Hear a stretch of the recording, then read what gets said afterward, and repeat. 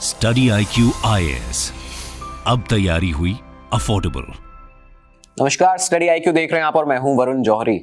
आज बात करेंगे उस केस के बारे में जिसने देश को हिलाकर रख दिया था। देश के सबसे शक्तिशाली दूसरे व्यक्ति अमित शाह, उन्हें कटघरे में लाकर खड़ा कर दिया था। ये वही केस जिसने 3 राज्यों के 38 सीनियर पुलिस ऑफिसर्स, जिसमें IPS भी शामिल, जिसमें पॉलिटिशियंस भी कई शामिल, उन्हें जेल जाना पड़ा इस केस में। ये वही केस जिसमें राज्यसभा के अंदर सिटिंग CJI के ऊपर, चीफ जस्टिस ऑफ इंडिया के ऊपर पहली बार इंपीचमेंट मोशन लाया गया।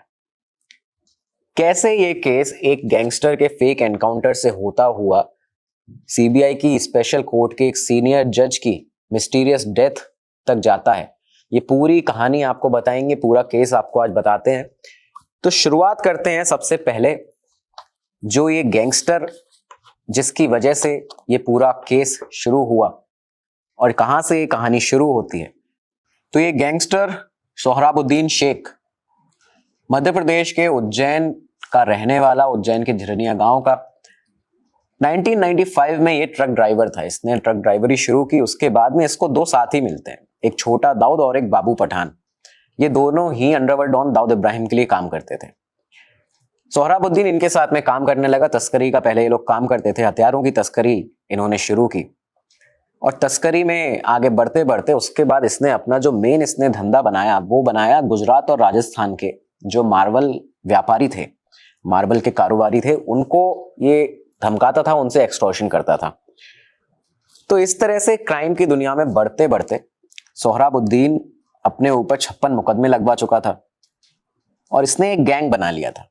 एक बहुत ही छोटा लेकिन मजबूत गैंग था इसका, बहुत ही खूंखार गैंग था इसका, जिसमें सोहराबुद्दीन खुद, तुलसीराम प्रजापति और सिल्वेस्टर डैनियल, ये 3 लोग इस गैंग में शामिल थे। और ऐसा बताया जाता है कि सोहराबुद्दीन से सबसे पहली बार तुलसीराम प्रजापति मिला और वो इसके गैंग में शामिल हुआ, इन दोनों की जोड़ी बनी। तुलसीराम प्रजापति मध्य प्रदेश और राजस्थान का एक बहुत ही कुख्यात अपराधी और पहले बहुत सारे क्राइम ये मध्य प्रदेश और राजस्थान में कर चुका था। और उसके बाद में सिल्वेस्टर डैनियल इनके गैंग में शामिल होता है। एक केस में जब प्रजापति जेल में था तब वहां उसको सिल्वेस्टर डैनियल मिलता है जेल के अंदर और इसके बारे में बताया जाता है सिल्वेस्टर डैनियल के कि ये बहुत ही ब्रिलियंट स्टूडेंट था। इसके जो माँ बाप थे वो राजस्थान के मेडिकल डिपार्टमेंट में बहुत ही अच्छे पदों पर थे और बचपन में इसको इसके एक दोस्त ने चोरी के आरोप में फंसवा दिया था, जिसके बाद इसे जेल जाना पड़ा और फिर ये क्राइम की दुनिया में आया। तो जेल में जब तुलसीराम प्रजापति सिल्वेस्टर डैनियल मिलता है तो प्रजापति ने इसको सोहराबुद्दीन के गैंग में आने के लिए कहा और ये मान गया। वहां से जब ये लोग निकले हैं जेल से, सोहराबुद्दीन से मिले हैं, तब राजस्थान का एक लोकल डॉन हुआ करता था, हामिद लाला, उसका इन्होंने मर्डर किया है, उसके गैंग को खत्म किया और उसके बाद से ये एक गैंग की तरह तीनों पुलिस के सामने आ चुके थे कि अब ये एक नया गैंग आ चुका है जिसने राजस्थान में दहशत का माहौल फैला दिया है। सोहराबुद्दीन और तुलसीराम प्रजापति का नाम 2004 में एक बहुत बड़े मैटर में सामने आया, जब भाजपा के एक बहुत ही सीनियर लीडर गुजरात के हरेन पांड्या, जिनकी मौत आज भी मिस्ट्री बनी हुई है, उनके मर्डर में इन दोनों का नाम सामने आता है।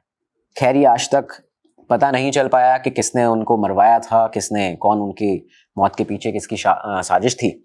तो ये सब चीजें चलते चलते एक्सटॉर्शन का काम तुलसीराम प्रजापति और सोहराबुद्दीन का गैंग कर ही रहा था। अब यहाँ पे क्या होता है कि इसने राजस्थान के RK मार्बल, एक बहुत ही फेमस राजस्थान का नाम है RK मार्बल, वहां के उनके जो ओनर हैं विमल पाटनी, उनको धमकाया और उनसे एक्सटॉर्शन किया। अब क्योंकि जब इतने बड़े मार्बल व्यापारी को धमकाया, उससे पैसे ले लिए, तो पूरा जो मार्बल कम्युनिटी थी राजस्थान और गुजरात की, ये एक साथ आ चुके थे और सोहराबुद्दीन के खिलाफ इन लोगों ने खड़े होना चाहा और ये पहुंचे राजस्थान के गृह मंत्री गुलाब चंद कटारिया के पास।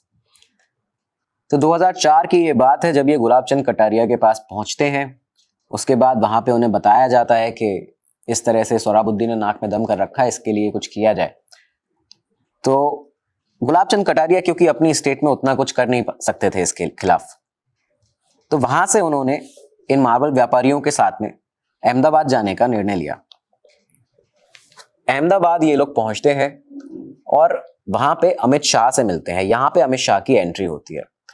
अब जब ये लोग अहमदाबाद पहुंचे, अमित शाह से मिले, बताया कि ये इस तरह का एक अपराधी है और ये बहुत ही ज्यादा एक्सटॉर्शन इसने कर लिया है और हाल ही में आर.के. मारवल के विमल पाटनी का भी इसने धमका के पैसे उनसे ले लिए हैं। तो तब ये काम दिया गया अमित शाह द्वारा कि इसको अब खत्म किया जाए सोहराबुद्दीन को। और एटीएस चीफ हुआ करते थे उस समय गुजरात के डीजी वंजारा, उनको ये पूरा काम दिया गया कि प्लान बनाइए और किस तरह से इसको करना है ये आप देखिए। तो डीजी वंजारा ने अभय चुडासमा को, क्राइम ब्रांच के जो चीफ हुआ करते थे उस समय, तो अभय चुडासमा को ये काम दिया। और तब ये प्लान बनाया गया कि अब क्योंकि सोहराबुद्दीन को गुजरात में बुलाना था, उसके ऊपर सारे के सारे आरोप लगे हुए थे मध्य प्रदेश और राजस्थान में, जितने 56 उस पर मुकदमे थे। तो अब गुजरात उसको बुलाया कैसे जाए। तो ये बताया जाता है कि चुडासमा ने सोहराबुद्दीन को टिप दी राजस्थान के एक रियल एस्टेट बिजनेसमैन की, रमन पटेल। और रमन पटेल की टिप ये कहकर दी गई थी कि बहुत सारा पैसा है, यहां से तुम एक्सटॉर्शन कर सकते हो और यहां से तुम्हें पैसा मिल सकता है बहुत, उसके लिए गुजरात आना पड़ेगा। तो अब क्योंकि पुलिस ऑफिसर से एक टिप आई है, सोहराबुद्दीन इसमें रिस्क लेना चाहता नहीं था, तो उसने अपने गैंग के जो बाकी 2 लोग थे, तुलसीराम प्रजापति और सिल्वेस्टर डेनियल, इनको यहां भेजा। पुलिस का प्लान यही था कि ये यहां आएंगे, गुजरात में क्राइम कमिट करेंगे, उसके बाद इनको पकड़ लिया जाएगा। लेकिन क्योंकि सोहराबुद्दीन आया नहीं, तो बाकायदा तुलसीराम प्रजापति और सिल्वेस्टर डेनियल पहुंचे, रमन पटेल और उनके भाइयों के ऊपर गोलियां भी चलाई जो रियल एस्टेट के बिजनेसमैन थे, और उसके बाद में पुलिस ने इनको पकड़ा भी। लेकिन सोहराबुद्दीन क्योंकि आया नहीं, जो मेन टारगेट था, तो गुजरात पुलिस ने दोनों को रिमांड में लिया और कन्फेस इन लोगों ने किया कि सोहराबुद्दीन के कहने पर यहाँ पे आए थे। तो सिल्वेस्टर डेनियल को गुजरात पुलिस ने पकड़ के रखा, लेकिन प्रजापति को, तुलसीराम प्रजापति को छोड़ दिया और प्रजापति को इन्फॉर्मर बना के छोड़ा था कि जो भी अब मूवमेंट होगा सोहराबुद्दीन का, ये तुम हमें बताओगे। तो प्रजापति को क्योंकि अब छोड़ दिया, तो 23 नवंबर 2005 की ये बात है जब तुलसीराम प्रजापति ने गुजरात पुलिस को एक टिप दी कि हैदराबाद से सोहराबुद्दीन शेख अपनी वाइफ कौसर बी के साथ में, अपनी बीवी के साथ में हैदराबाद से अहमदाबाद जाने वाला है और महाराष्ट्र के सांगली में उसको रोका जा सकता है, पकड़ा जा सकता है। और ये पूरा प्लान हुआ कि डीजी वंजारा वहां पहुंचेंगे और इसको पकड़ेंगे। हुआ ऐसा ही, जब महाराष्ट्र के सांगली ये बस पहुंची तो बकायदा नंबर पुलिस के पास में था, किस समय वो आने वाली है सांगली में, ये भी पता था पुलिस को। तो 1:30 बजे रात को डीजी वंजारा ने और पुलिस की गुजरात की टीम ने जाके उस बस को रुकवाया, छानबीन की और वहां से तुलसीराम प्रजापति को, सोहराबुद्दीन को और उसकी बीवी को, कौसर बी को पकड़ा गया।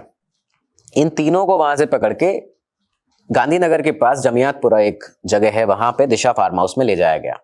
तो ये 23 नवंबर 2005 की बात है जब इनको पकड़ लिया गया। इसके बाद 3 दिन के बाद पकड़ने के 26 नवंबर 2005 को दिशा फार्म हाउस में पहुंचती है गुजरात पुलिस और राजस्थान पुलिस की टीम।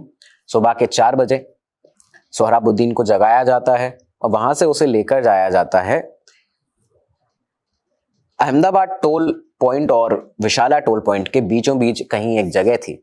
वहां पे पूरा एक प्लान था, एक एनकाउंटर ऐसा बताया जाता है, और वहां पे इसको ले जाया जाता है। डीजी वंजारा थे वहां पे, वहां आर.के. पांड्यान और राजस्थान के सब इंस्पेक्टर M.N. दिनेश, तो ये सभी इसमें शामिल, एक जॉइंट टीम राजस्थान और गुजरात पुलिस की। तो सोहराबुद्दीन को यहाँ इस पॉइंट पे लाया गया। उसके बाद बताया जाता है कि वहां पे बाकायदा एक बाइक मंगवाई गई पास के एटीएस ऑफिस से, और उसके बाद एक इंस्पेक्टर ने, सब इंस्पेक्टर ने राजस्थान पुलिस के उस बाइक को थोड़ी दूरी तक चलाया और उसके बाद वहां से उस बाइक से कूद गया, जिससे ये लगे कि ये बाइक चलते चलते गिर गई। उस पॉइंट पर लाके सोहराबुद्दीन को रोड पर डाला जाता है और 4 पुलिस वाले सोहराबुद्दीन के ऊपर 8 गोलियां चलाते हैं। बुरी तरह से जख्मी और मरने की स्थिति में सोहराबुद्दीन उस समय था। सिविल हॉस्पिटल ले जाया जाता है उसके बाद उसको, और वहां पे उसकी मौत हो जाती है। तो अब जब ये पूरा एनकाउंटर दिखाया गया उसके बाद में खबरों में भी आया कि सोहराबुद्दीन का एनकाउंटर किया गया है पूरी तरह से, और ये भी बताया गया कि उसकी जेब से 2 सिम कार्ड निकले थे, दोनों कराची पाकिस्तान के, और ये बताया जाता है कि लश्कर तैयबा के साथ में, आतंकी संगठन लश्कर तैयबा के साथ और पाकिस्तान की इंटेलिजेंस एजेंसी ISI के साथ में उसके संबंध थे।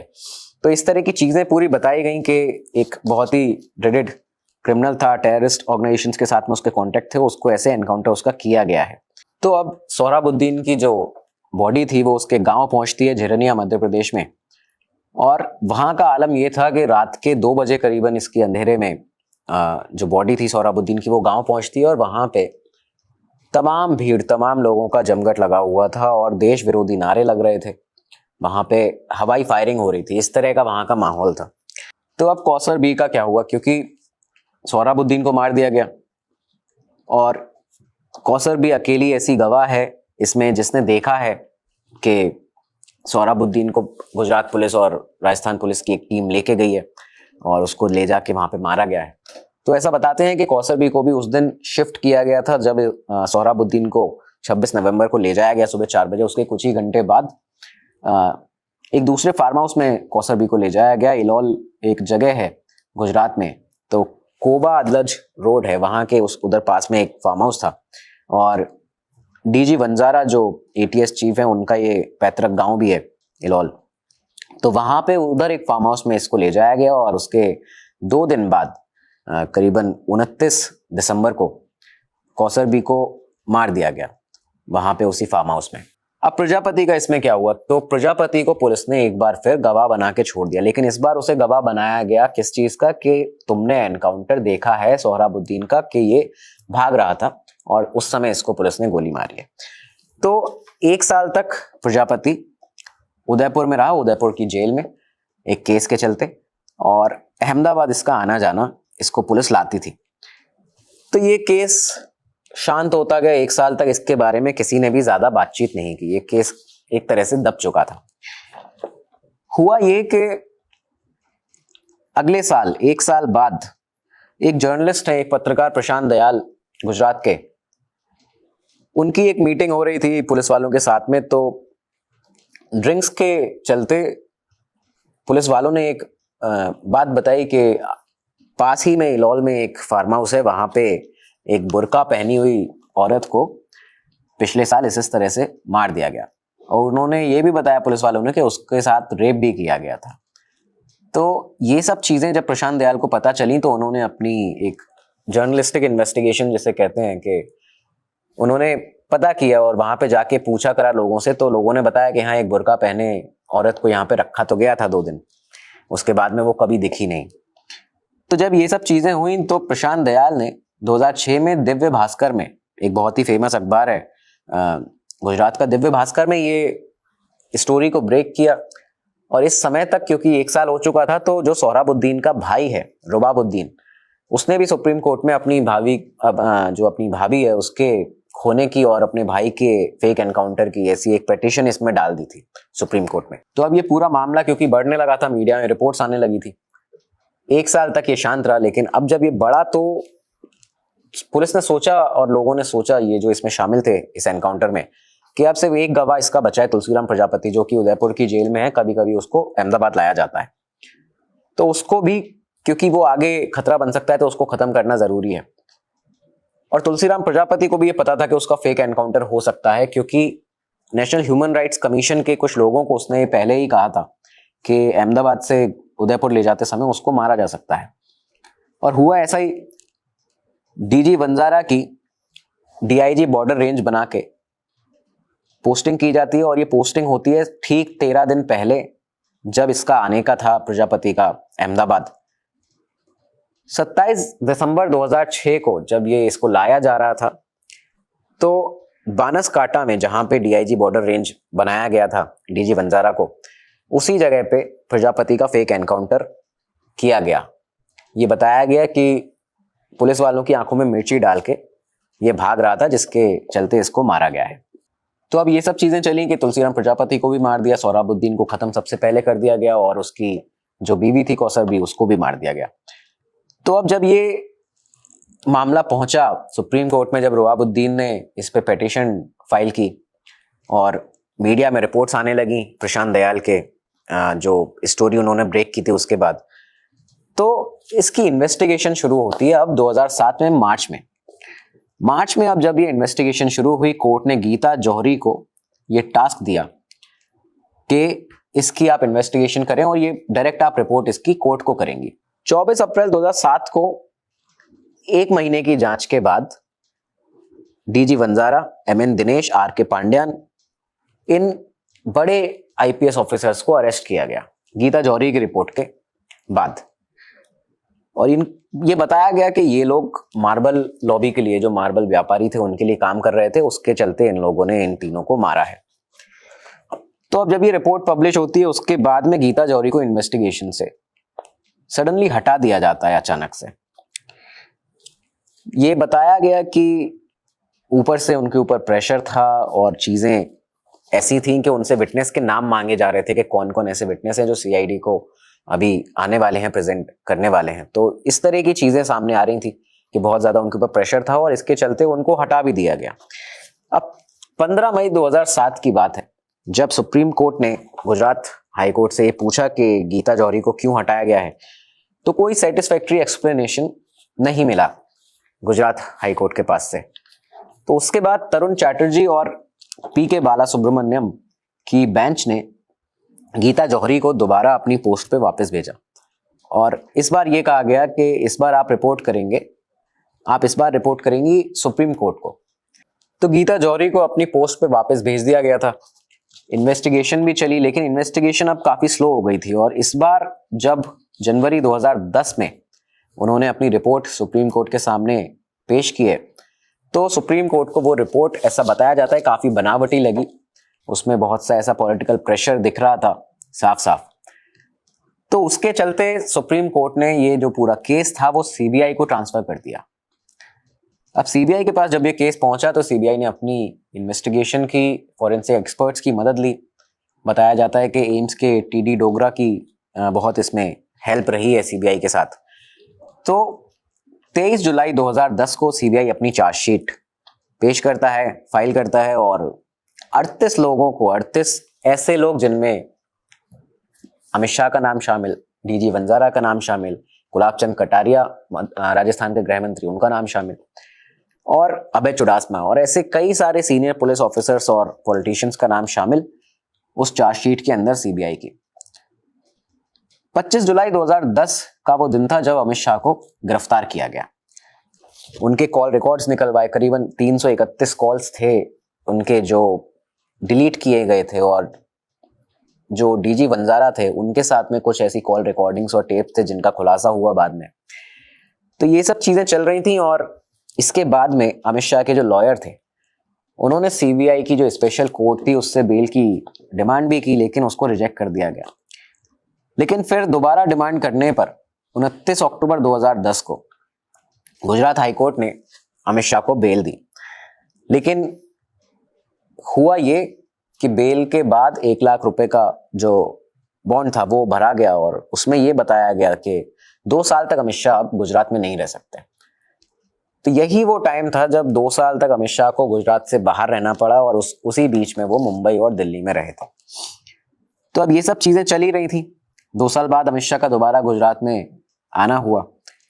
सितंबर 2012 को ये केस सुप्रीम कोर्ट ने गुजरात से हटा के मुंबई ट्रांसफर कर दिया, क्योंकि फेयर ट्रायल इसका नहीं हो पा रहा था। इतना ज्यादा प्रेशर था इस केस में इन ऑफिसर्स पे और तमाम सारे जितने लोग इसमें शामिल थे कि फेयरली ट्रायल नहीं हो पा रही थी और इस केस को, इसका स्टेट भी चेंज करना पड़ा। यहां से स्टेट गुजरात से हटाकर मुंबई ट्रांसफर करना पड़ा। अब मुंबई में जब ये केस ट्रांसफर हो गया और सुप्रीम कोर्ट ने तीनों केस को मर्ज कर दिया, एक क्लब करके, सोहराबुद्दीन का फेक एनकाउंटर, आपका तुलसीराम प्रजापति का एनकाउंटर और कौसर बी का एनकाउंटर, इन तीनों केसेस को मर्ज करके एक केस बना दिया। अब जब ये स्पेशल कोर्ट के पास केस पहुंचा मुंबई, तो ये कहा गया था कि इस पूरे केस की सुनवाई और पूरी इन्वेस्टिगेशन और रिजल्ट तक एक ही जुडिशियल ऑफिसर, मतलब एक ही जज रहेगा, इसका जज नहीं बदला जाएगा। लेकिन हुआ बिल्कुल उल्टा। इस केस ने 3 जज देखे हैं।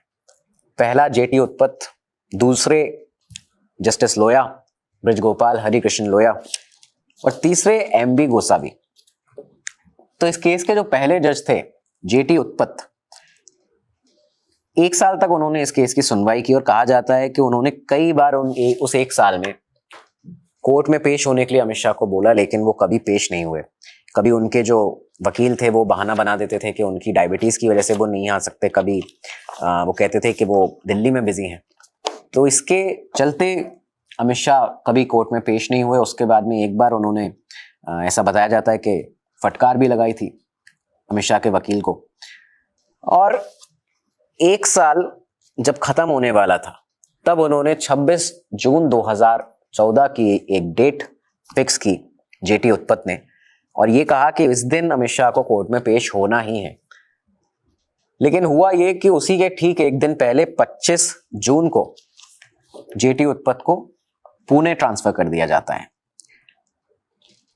यहीं पे सुप्रीम कोर्ट के उस ऑर्डर का पहला वॉयलेशन हो जाता है कि जो कहा गया था कि इस केस का एक भी जुडिशियल ऑफिसर जो होगा वो नहीं बदला जाएगा।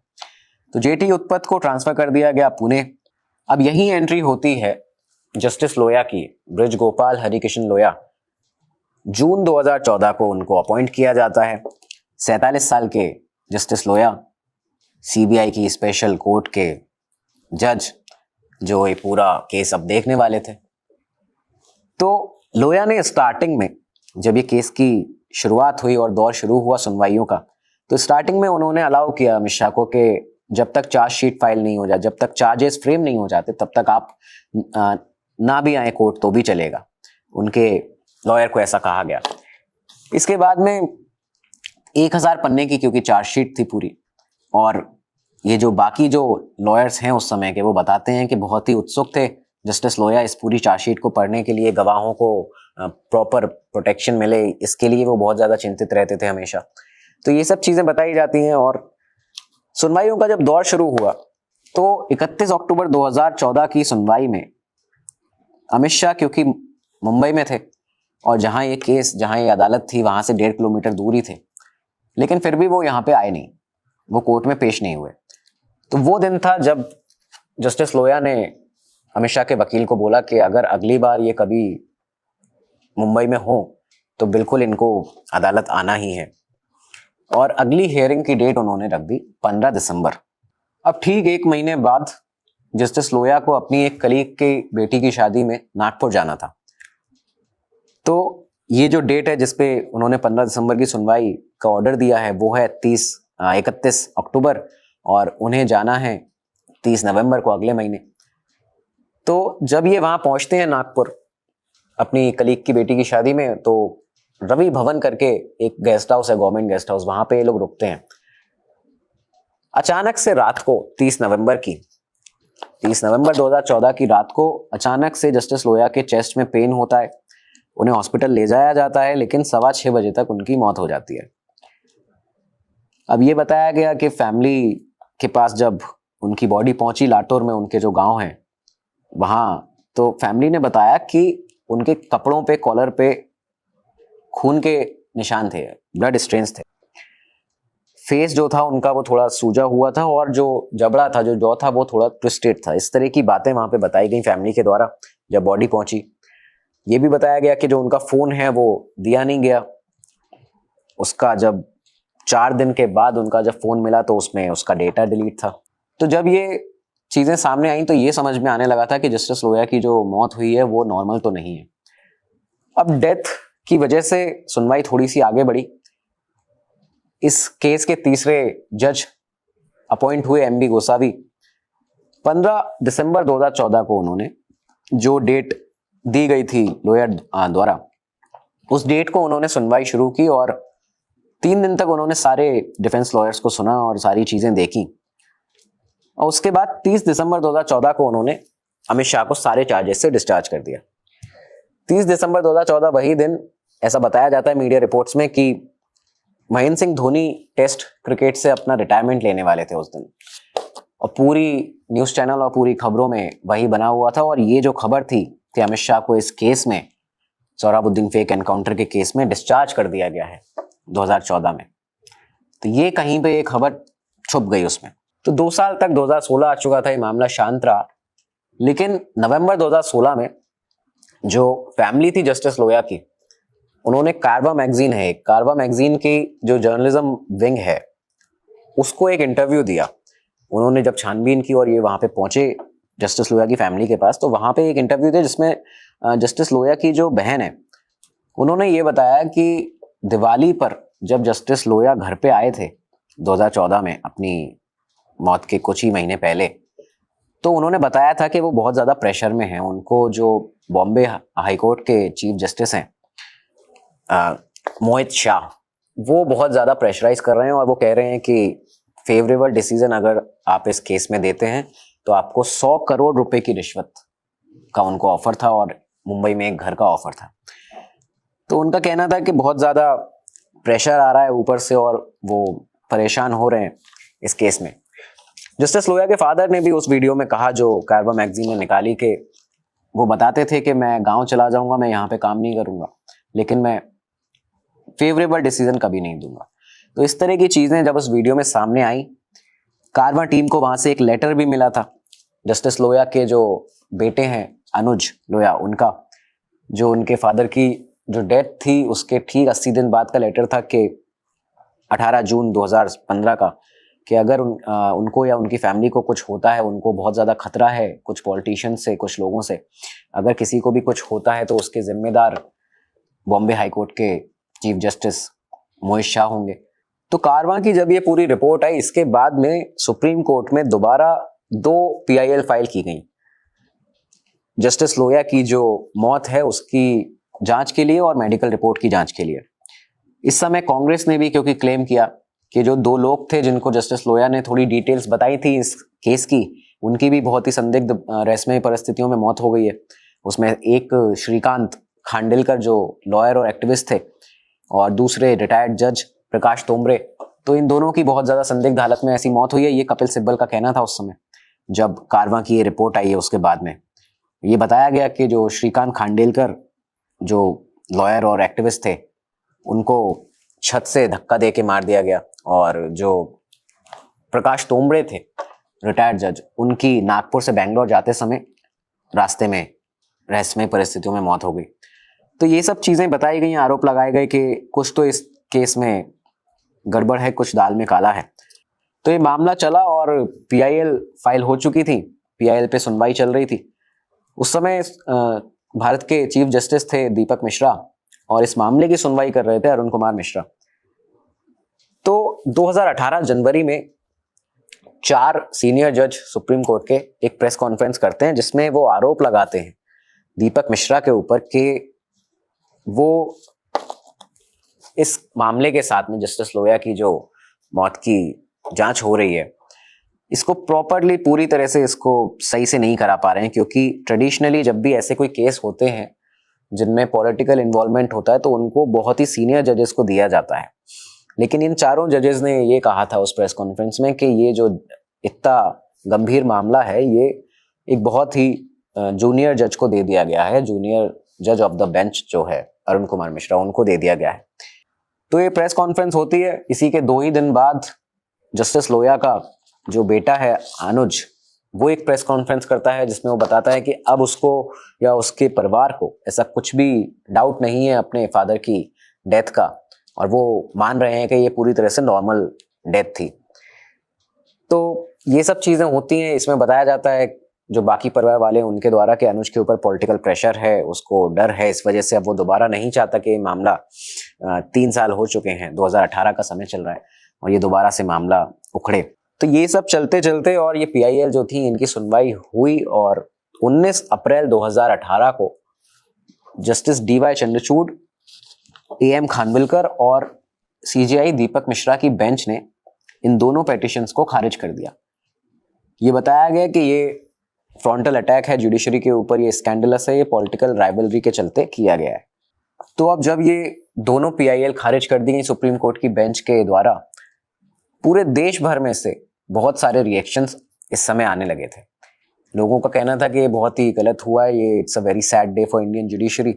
और कांग्रेस ने सिटिंग सीजेआई दीपक मिश्रा के खिलाफ राज्यसभा में इम्पीचमेंट मोशन भी लागू कर दिया था। इम्पीचमेंट मोशन पेश किया था वाइस प्रेसिडेंट को, लेकिन वाइस प्रेसिडेंट ने बाद में अपने लीगल एक्सपर्ट से उसकी जांच कराई और उस मोशन को रिजेक्ट कर दिया, ये बताते हुए कि वो उसका कोई वेरीफाइड एविडेंसेस नहीं है और ये इस तरह का कुछ नहीं है इसमें कि ये किसी गलत मंशा से किया गया हो सुप्रीम कोर्ट के सीजेआई के द्वारा।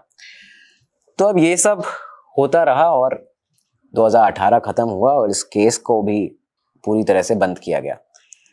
देखा आपने किस तरह से जस्टिस लोया की जो मौत थी वो मिस्ट्री बन गई, जबकि तमाम सारे सामने सबूत थे इस तरह के फैमिली जब कह रही थी कि डेथ सर्टिफिकेट जो है उसमें भी टाइम गलत है, 6:15 का टाइम उसमें बताया गया है और घर वालों का कहना है कि उनको पहले ही एक फ़ोन आ चुका था कि उनकी मौत हो गई है। फ़ोन का डेटा डिलीट हुआ इसमें जस्टिस लोया के और फ़ोन मिला घर वालों को 4 दिन बाद। शर्ट के कॉलर पर ब्लड के मार्क्स भी थे। तो ये सब चीज़ें भी थीं, लेकिन फिर भी इस केस की सुनवाई जिस तरह से हुई इसमें जुडिशरी के ऊपर बहुत आरोप भी लगते हैं, बहुत चीज़ें बोली जाती हैं कि ये it's a very bad decision और कुछ और निर्णय हो सकता था। तो कैसे सोहराबुद्दीन शेख के एनकाउंटर की कड़ी जुड़ते जुड़ते पहुंचती है जस्टिस लोया की डेथ तक, उनकी एक मिस्टीरियस मौत तक, ये हमने आपको बताया पूरा। ये था पूरा आज का केस और आज की पूरी रिसर्च। आगे भी आपके लिए इसी तरह की वीडियोस लाते रहेंगे। आपके कोई टॉपिक्स हों तो वो आप हमें बता सकते हैं कमेंट्स में और ज़रूर बताइएगा ये वीडियो आपको कैसा लगा। बहुत बहुत धन्यवाद। मैं वरुण जौहरी, नमस्कार। स्टडी IQ IAS, अब तैयारी हुई अफोर्डेबल।